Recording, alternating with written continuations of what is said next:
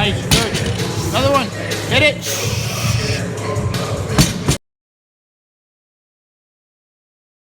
Right. 154. Right.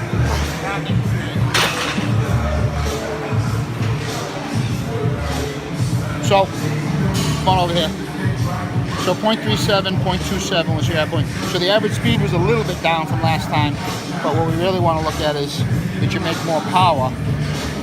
And so see how you made as much power as when the weight was at 185? Yeah. So we would probably stay with this setup right here, and now you're just going to crank out a few sets like that.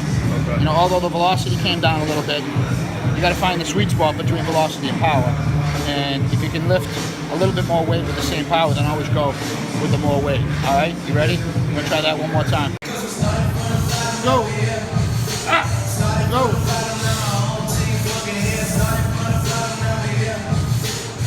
Go.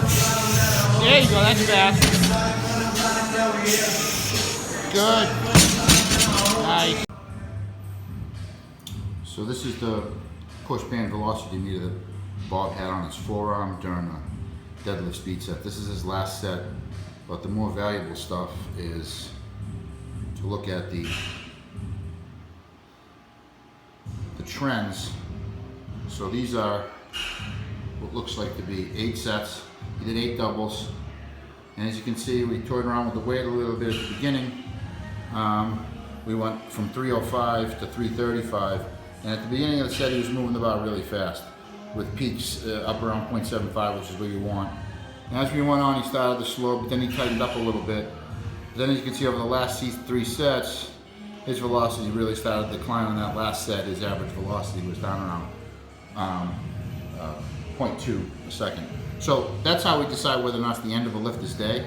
So when you see that kind of drop off in velocity with the same weight, there's really not just much there anymore, and you know, he doesn't have enough in the tank to keep the power up. If you look at the power in watts, you can see he was making decent power numbers. Peak power up 2,500 watts and an average about 1,000 watts. But then he really dropped off in that 8th set, which is kind of what we expect.